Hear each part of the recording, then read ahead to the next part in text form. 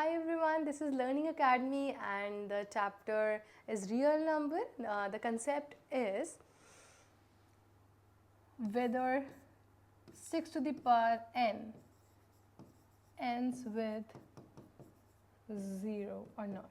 So you need to check. This is another proving question इस chapter में से जो पूछते हैं and this is also a statement based question जिसमें आपको सिर्फ स्टेटमेंट मेंशन करनी है. ये जो पर्टिकुलर कंसेप्ट है ये फंडामेंटल थ्योरी ऑफ अरिथमेटिक से आता है आपको प्रूविंग के लिए. इससे पहले जो प्रूविंग किया था दैट वाज प्रूफ करना है इरेशनल नंबर है या नहीं. That is one proof and this is another. इस चैप्टर का लास्ट कंसेप्ट है जो हमें करना है. ठीक है, तो यहाँ पे you know I am taking 6 to the power n, they can give you 4 to the power n और सो. ठीक है, इस तरीके से they can give you another question. आप मेरी आगे की सीरीज़ कंटिन्यू करेंगे तो आपको आगे वीडियोस मिलेंगे जहाँ मैं इन्हीं कंसेप्ट पे बेस्ड कॉम्प्लेक्स क्वेश्चंस को भी सॉल्व करना सिखाऊंगी. So stay tune with me. Okay, so अब इस तरीके के क्वेश्चन को कैसे सॉल्व करेंगे तो let's see. First of all statement says if 6 to the power n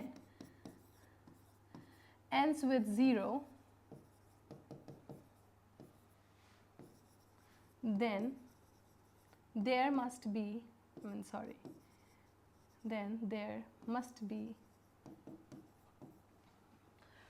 phi in their prime factor, right?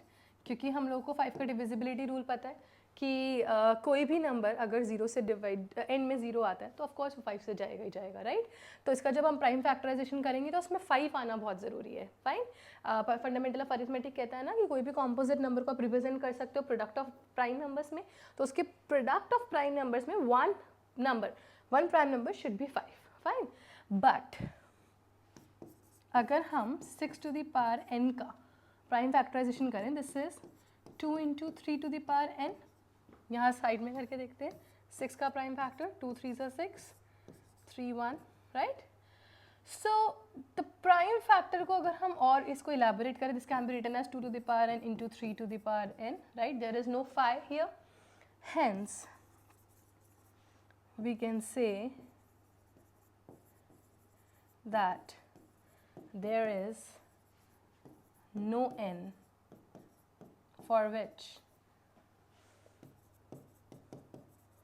6 to the power n can end with 0.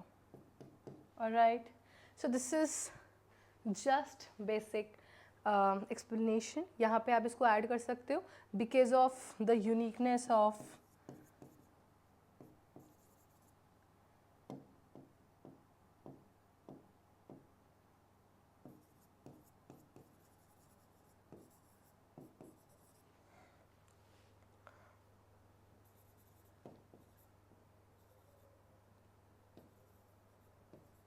fundamental theorem of arithmetics. So this is a statement based answer जिसमें statement इस तरीके से आप mention करेंगे 6 to the power n with 0. तो 6 to the power n अगर 0 से होगा then there must be 5 in their prime factor. But 6 to the power n के जो prime factorization that is 2 into 3 to the power n, that can be written as 2 to the power n into 3 to the power n. तो हम इससे कह सकते हैं कि यहाँ पे कोई भी n ऐसा एग्जिस्ट नहीं करेगा जो इस वजह से 6 to the power n equal to इसका जो भी आंसर होगा उसके यूनिट प्लेस पे 0 आ जाए, वो एंड हो जाए 0 से, राइट? सो इसी तरीके से अगर यहाँ पे 4 टू द पावर n हो तो आप 4 का बाइफिगरेशन कर दोगे. ठीक है, 4 का कैसा हो जाएगा 2 into 2 that is 2 to the power n.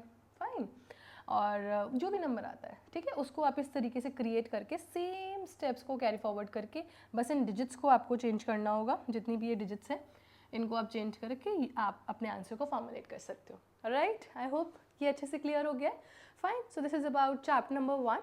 इसके अलावा और कोई भी प्रॉब्लम आती है, कोई इशू है, just contact me. All right, thank you so much. Keep motivating.